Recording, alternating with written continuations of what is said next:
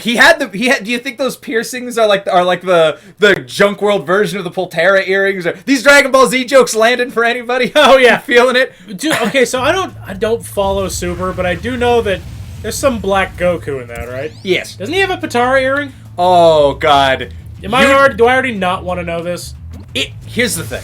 Is this going to make me angry? I actually think it's hilarious. Okay, shoot. I don't know if it's on purpose or if it's not on purpose. I'll make this as short as possible for people who don't give a shit about this. Who cares? They can sit through it like I am. Okay, it is a season arc. It's brief. It's ridiculously dramatic. It goes from really jokey to really serious in this plot about this evil Goku-looking motherfucker, and it's like 12 episodes. And I shit you not, like 6 of them are the bad guy explaining his plot. Sweet. Like, literally, he's like, fucking this and this and that. And they're like, wait, but this doesn't make sense. And he's like, aha. Interesting, because you should bring that up. He uses, and I swear to God, it might be some next level satire. Because he uses, but with no jokes, nobody laughing, no music sting, he uses every plot hole in Dragon Ball Z as part of his backstory. There are wishing stones, there is copying people, there is androids, there is universe hopping, there is every like thing where you can like, wait, Dragon Ball Z doesn't work because of this, is all part of it. He's like a body copy, like Ginyu mind switched, fused with a different guy, but not that guy. He killed that guy and stole his place in another universe. And then, like a different guy with different powers. It would take like 20 minutes. It involves time travel as well. It involves going back in time to when a guy was dead to kill him in the future and steal his body, but before he died, so that the body swap version of him would die in a fucking, what's the movie about the magicians? In a fucking... Oh, the Prestige? In a fucking Prestige situation, and it's amazing. If you look at it and think that it's funny, it's the funniest that Dragon Ball Z has ever been. If you're not into that, you might kill yourself. I was gonna say, I hate being the guy that's just like, I would like to yuck your yum because I don't like it. But it's one of those things where I'm like, I'm really glad I don't. It's just, I don't know. No, it was never forced on me in any capacity, and that made it easier to get into. Fair enough. I didn't go out of my way for it. I encountered it on my own time. And you know how you just, like sometimes you're like, I'll give this a fucking, the hell was that Rick? The big boys. Yeah. Remember the big boys from like Crash 3? No, yeah, I guess I do. The hockey mask I didn't expect. I know it's in tone with this, but it's not in tone. It's not very Crash Bandicoot-y, you know? Oh, like funny. Chainsaw Hockey Mask situation. I love that you immediately go to Rick when Rick is just a play on Jason Voorhees. Yeah, I guess that's what we're talking about. Rick! From the smash hit game Splatterhouse! From the smash hit Let's Play of the mediocre game Splatterhouse. On what channel? Oh, you might get the Automaton channel. And who was on that playthrough? Dead. I know, some dick. I don't remember. We crushed it on that one. Let me just jack myself off over here. No, of course. The fuck was I talking about? Not Dragon Ball. I said something after that. Oh, I was just gonna say, like, you know how, like, there's some shows you watch and you're just like, you know, you're looking for something to watch and you hit something kind of good and you're like, but it sort of grows on you. And then there's shit you see when you're like doing something, or you're like at somebody's house or it's on in the background, and you're like, oh, hang on, shh, okay, and you get with this now. Yeah, you just get like some things just suck you in like that. That happened to me. That happened to me with Dragon Ball Z, and that's why I gave it with Super, because I didn't go out of my way for it. Nobody made me watch it, but it just happened to be on. You're like, no, wait a minute. I laughed. You know how rare it is. In anime. And I know some anime's funny. I'm not a big anime guy, so forgive me. But just this little test for fans out there. Even when it is funny and you watch it and you get like a good gag out of it, that looked awful, by the way. That was a lot to. I already don't want to go do it again. Fair enough. Like usually when you see something funny in an anime, you're like, oh, that's funny. You're like, oh, that's neat. I like what they played on that. You very rarely are actually like. Like, it actually makes you, like, audibly laugh, you know? Where you get that real, like, gut belly laugh. You very rarely, indeed, genuinely, lol. Yeah. Yes, all of those things. I'm surprised you just turned at me with the look of go. Nope. Kill you. I'm not gonna feed that. I'm trying to stay positive on the words of the future. Did you know LOL is like kind of old now? Like us making that joke is kind of an old man joke. Oh yeah. Isn't that interesting? I love it. I exist to live the life of a crotchety old man. And now LOL can be a part of that. Shit. What the fuck was I talking about? Watch this, get into, laugh. I just genuinely belly laughed in the same episode multiple times. Ooh. And that just, I was like, alright, give you a shot. I can name on maybe one hand the amount of anime I've seen that I got that kind of genuine laugh out of, and one of them was Dragon Ball. Oh, fuck. I think what else? What have I got like a I'm trying to think. There's Cromartie High for sure. Ranma. I've genuinely laughed at Ranma. There's got to be another one. Like, God, I hope there's another one. I do. I really hope there's one more anime. You hope you're not just a grumpy old man from Anime Town like, there's only 2 funny anime! There was like, what about this one? Bah! No good! Back in my day, we laughed at way funnier stuff! Legend of the Twin Tails. Legend of the Twin Tails. I laughed myself almost to puking. It's the dumbest show that is very funny. Wait, can I ask... Go ahead. Have you or have you not seen the English dub for Ghost Stories? I have. Not in that list, huh? It was funny. I wasn't watching it like, whatever. I did kind of laugh, but it was kind just of like... It was more just like, like one of those. Not bored, not enjoying it, but it's not the same as when something really just hits you where you live, Gotcha. What do you got? What's your top 5 funniest anime? Oh, Can you give me a top 5? Rockethead. It's so fucking cool. The only problem is it's really hard to like think of because in general I don't sit there by myself and go like, ha! I'll kind of be like, well, like yeah. I'll okay, you don't have to have gotten like an out loud laugh, but with like genuinely funny. Could you give me 5? Desert Punk's up there. Ooh, I should have said Desert Punk. Actually, I did get a real laugh out of that. Fuck, Desert Punk's good. Desert Punk is just top notch funny. I'm trying to think. It honestly it is hard to think. King of the Hill. The anime. Yeah, of course. What? Have you only seen the dub? Trust me, the original is hilarious. So what a washy up, Bobby. It's out there. That exists. There is a Japanese dub of King of the Hill. Oh yeah. I've never watched it, but it's hard not to wonder. Okay, what's the weirdest thing you've watched? Well, okay. Go on. Oh, strap in. What's the strangest thing you've gone out of your way to watch a Japanese dub for?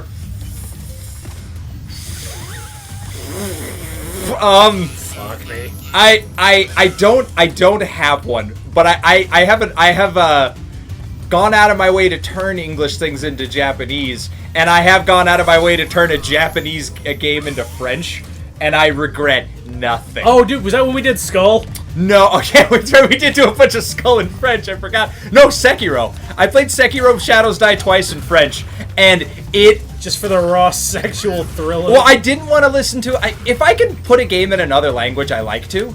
I don't know, it's just the thing. I have a lot of modern American... the way it's directed for the characters, I don't know. I can tolerate it better if it's in a language I don't understand. If there's gonna be really hacky dialogue, it's not gonna get to me in Italian. Oh, you know what I mean? It helps me pad things out. But I wanted to listen to something else, and I'm like, I bet the Japanese is good. But I was like, French. Let's hear what it sounds. Yeah. Sorry, my fucking stutter's acting up. French. Let's hear what it sounds like. Let's hear what it sounds like. And I got in there, and it was immediately like, oh, just wait a minute. They got nothing but like sensual French lovers whispering to each other, and in ASMR volume. So, omelette du fromage. Say it again, Seki Joe. Every voice actor, even when people were like yelling, it never got. There's dialogue that if I heard some fucking Devil May Cry dialogue I wouldn't have been able to stomach. But listening to it in French, I loved every character. I was like, oh, I'm so sad with how that story ends. Like, have you ever heard the French version of, like, the big dumb guy voice? There's a yeah, you know the deep with pooper. Yeah, the one where when you listen to it nowadays, you're like, that's actually borderline offensive. It snuck up on me. Like that voice. There's a character that has that, and I literally can't help but think, like, I wouldn't have loved you the same if I had to hear fucking Big the Cat telling me his sad life story. I just couldn't do it. I can't relate because I do want that in every shape and form. Okay. You're right. That should exist. There should be an unlimited amount of it, but not in the middle of a plot that has a game that has a good sort of serious plot. God, that almost makes it better. Kotoshi-san Budishi Kurake. Colonel, it's his last message. I'll play it over the intercom. Snake. We were brothers once. This is gonna be a tricky one. I'm very sorry. I can't do it. Also British. Oh, I'm very sorry, Snake. You were my brother in the end.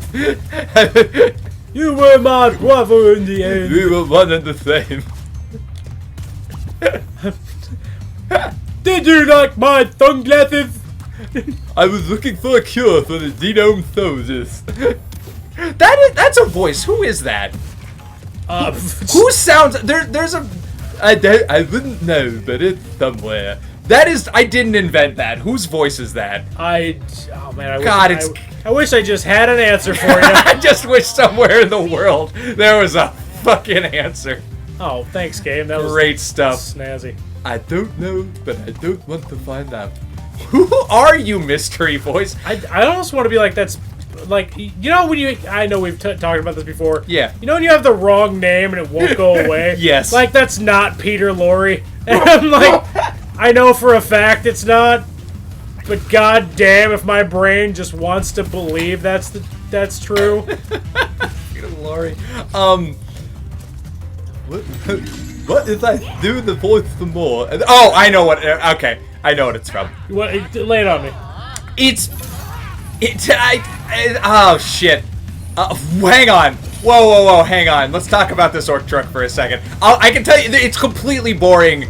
And I love boring stories. That's the voice. That guy is a voice actor. I don't know his name. Who plays Big the Cat? Who plays Big the Cat? Oh my god, that would have been amazing.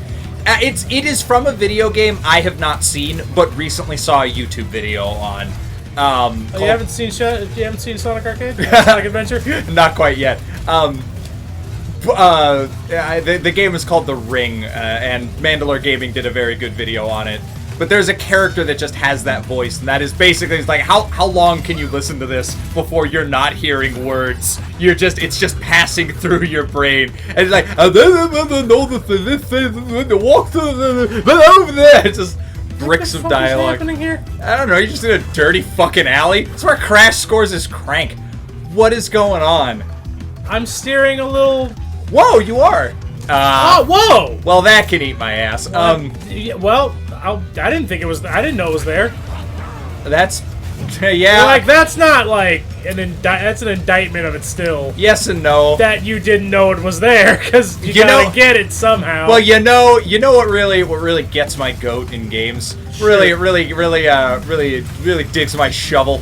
Really digs your shovel. What really digs my shovel? I buried my shovel. I need a rake to get it out, and it's or a spoon. It's either way. It's a huge pain in my ass, which is hence the analogy. Yeah, So what really digs my shovel is when games use interactables, but they never take the time to like spell teach out that that's something you should have done. Yeah, like you kind of need to you need to consistently reward the character or the player for doing weird stuff like that. Yeah. So that way you'll know to do it. But if you never do something like that, or it's never like clear to you until you're a good ways into the game, right, and then it's expected of you, you're like, how the fuck was I supposed to know? I didn't know you could open walls like that. I didn't know you had to cut through the curtains. Yeah, I was supposed to. I've never had to do this before. Yeah. When a game sneaks up on you, like, how was I supposed to know I was supposed to go that way? Like, fuck you, game. You didn't teach me not to do that. With like a real piece of shit game. Dude, holy crap. Is this game gonna fucking treat us to an N.Gin fight this early?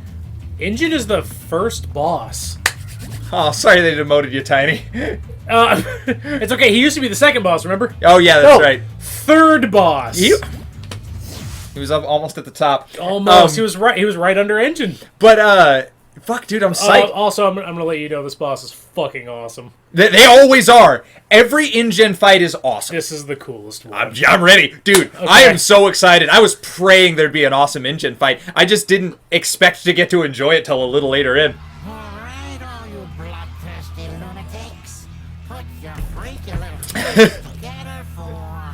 Crash is like looking at his freakishly big hands.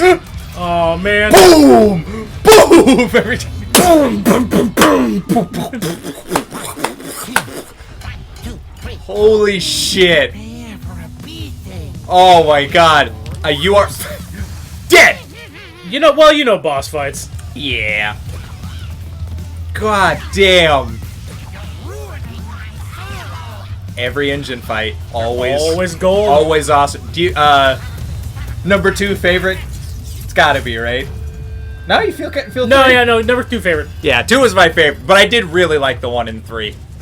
Everybody says 3 is like the best one. I don't think it's the best, but I love how different it is. It's really cool. My only beef is just that it takes a fucking year and a half. It does. Well, I always say, like, I have my single grief with it. I don't know why I had to say that so many times. My general grief with it is... Grief beef? My grief beef, yes. It like... I have this, like, rule with boss fights, personally. All boss fights should be this way, or at least most of them. The boss fight can have stuff that you haven't seen before, but it should be about testing the fundamental skills of the game. The things that you have learned, at least up to this point. Yeah, it should be saying, okay, that's all the things you've dealt with, this is all the things you know, now apply all of it in a challenging setting, and bosses should build on those ideas. It's okay to have a gimmick boss here and there, but N.Gin does fulfill that role, because if Crash 3 teaches you nothing, it's that you have no fucking clue what's about to happen. Like, if you're playing the game for the first time, it's like, welcome to the game, and now you're going sideways, and now you're on a motorcycle, underwater level, now you're in a biplane, ride a panda, ride into this, you go and do that. It's kind of weird how many people give, like, Wrath of Cortex shit for mixing it up, like, too much in the early game, and they seem to forget that Crash 1 goes from being a standard platforming level to an underwater level, straight into a tiger riding level. Yeah. And I'm like, what the fuck are you on about trying to tell me that, like, one game is better or worse than the others? Yeah, on that criteria, yeah, they're all basically the same. The only one that really sticks to its guns is Crash 1, because, you know, Crash 1 is all about the fundamentals of the game.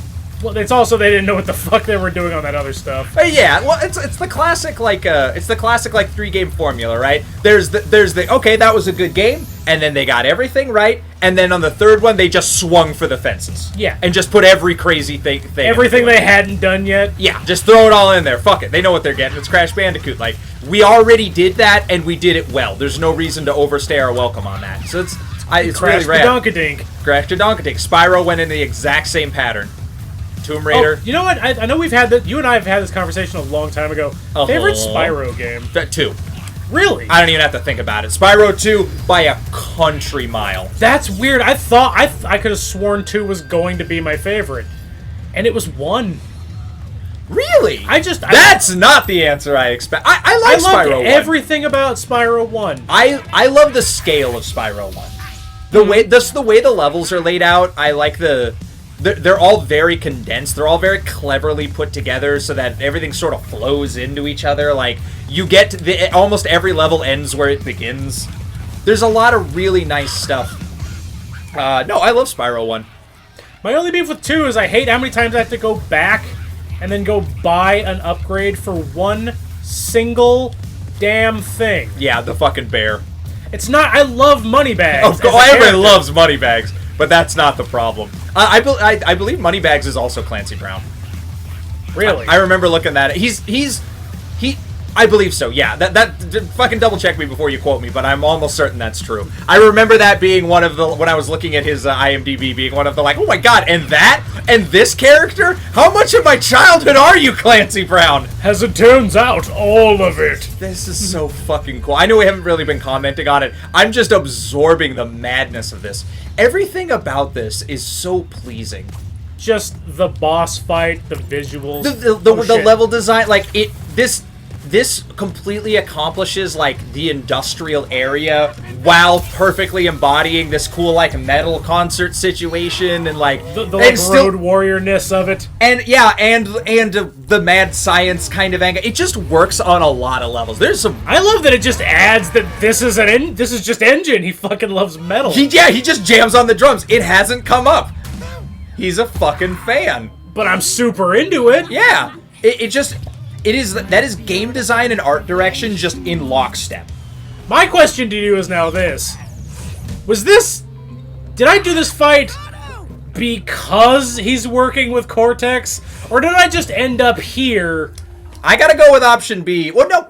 Like, he was just gonna do this. Yeah. And he doesn't like you. Yeah, well, Crash came in here and was like, where is the didgeridoo? And they went amp to amp. Crash is a bad musician. He goes, fuck it, I'll just kill him. Like in true metal tradition, he just threw the fuck down. And it turns out it's a time paradox. N.Gin doesn't know who you are. He's like, the fuck?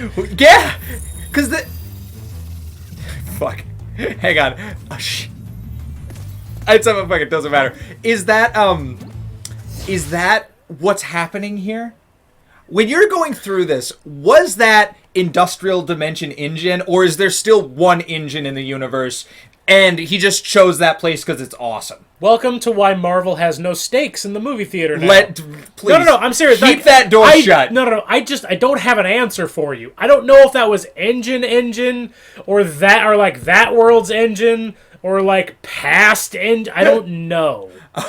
You know what I mean? Yeah. Also, I remember what I was gonna say is a metal concert. What do you call it? A metal battle of the bands is much like a game of rugby. The fighting is compulsory. Yeah, it's half about how you play and half about how you fight. And the entire playing angle is just building an army.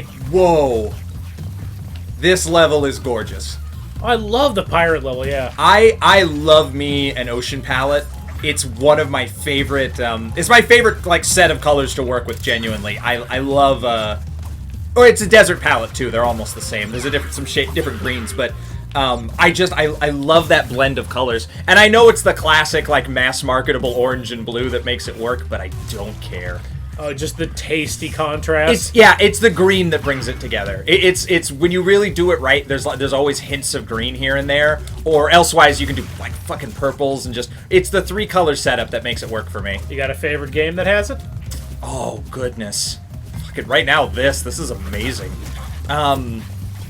Ooh. Mine's cliche, I'll tell you now. I have no wrong answer. Extreme beach volleyball. I play it for the graphics. Yeah, I play for the graphics. Just the actual honest answer. I play it for, you know, the visuals. I want to say, you know how whenever we get like there's always like big benchmark games that just go crazy on the like Rise, Son of Rome, or more recently like the Callisto Protocol, where it's like they made it look so good that it makes other modern games look shitty, but it's not fun to play because that's the price of like trying to be a game that's visually beyond anything, is you don't get to make a whole fucking game. But oh, so like basically what happened with the Order 1886. Exactly that, yeah. So like those games are usually mediocre, but their graphics are insane. You know, that's the whole point. Yeah. Those games should be Dead or Alive Extreme Beach Volleyball games. Oh, they should always just make some make a super niche, like.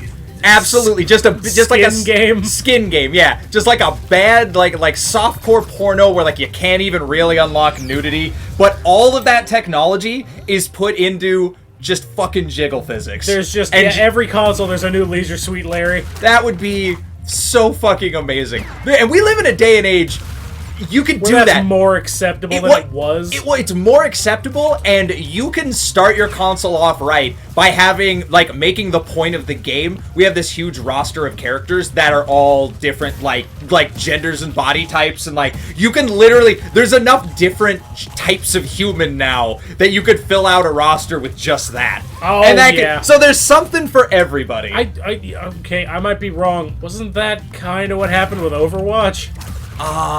Yeah, but Where they're just like, we found every possible appealing body type of men and women. You're correct. We kind of put a game in here. Yes, you're completely right. But don't worry. Looks left, look right. It's also super racist. So just in case you were gonna try to high ground your mom tonight, you're playing the game that has basic stereotyping. But here's the difference, though. The Asian girl's good at math. If you make a game like that with like as Overwatch, when you make it just like a crazy money making game, it's a little bit different than like if you literally made a jiggle physics game. Nobody's in there like, yeah, but what's your agenda? Do you know what I mean? Oh, nobody's gotcha. nobody's gonna look at my game. And every time I do it too, it would be a different sport. So it would be like, the first one would be like My Dream Football Stadium. It'd be straight up rugby. I know I just made a rugby joke earlier, but I swear to God, I would make the first one a rugby game, and then like the second one like tennis, and then like wrestling, and then a boxing game. Like, they'd all be a different type of game, but you'd just still be looking at it and being like, yeah, I knew what I bought here. Yeah, Extreme Beach Beer Pong. Yeah. But with literally tons of jiggling quadruple A effort put into just jiggle fix. You'd have to make so much less game than making a story focused game about it. It would be harder than just making a game normally. Yeah. I'm telling you, man, that's sell by the million. Technology, tell me I'm wrong. Technology never hits its peak until it is what's the word? Shoehorned into softcore porn. No, yeah, until it is accessible enough for people to make porn out of. Once you can use it to create pornography, that's when you're off. That's when you know that the Oculus is doing well. It is. Are you proud, Carmack? Have you ever... Your baby's used for porn. What's it called? Yeah, video games didn't get good till characters became fuckable. that's when people really started to get into it as a medium. We've added the new feedback tube. Have you ever seen video? Shit, I don't remember the name of the game, but there's this famous like VR porn game that the point of the part of the game, it is a sex game. Sorry, audience, I won't get graphic. But like most sex games, it is made for men, and the point of, not the point of it, but it's supposed to like figure your body out based on how you're moving, instead of having you do things. I don't know. I have no idea. I don't know a fucking porn game. I don't know how you do it in VR. But there's tons of videos of people just like, I can't get my dick in. It just won't, and it'll just be like half pixelated of just miss, and he's just like trying to just. And there's a fucking bunch of it. You could go on the game's page, and there's a bunch of reviews that are like 2 out of 10. Can't get my dick in. Game's too fucking hard. Game's too hard. Game's too hard, unlike me. The game is too hard. It works on every level. Slam fucking dunk. The story's too deep. The game's too hard. It's not long enough. It's not something I can sink my teeth into. Can't and get frankly, my arms it around smells it. like a gym sock. I need to drink water. I'm so thirsty. That's the other reason why it's got a thumbs down. I'm so fucking thirsty. God damn, I need to drink water. I'm gonna die if you make me choke on this. Just drink your damn water.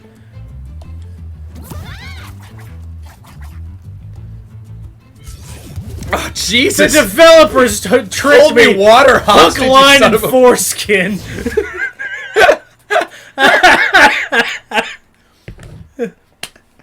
God damn it. I came for booty and I was plundered. We have drifted. Ah! You threw on the e-brake and we just slid across 4 lanes of straight up word association.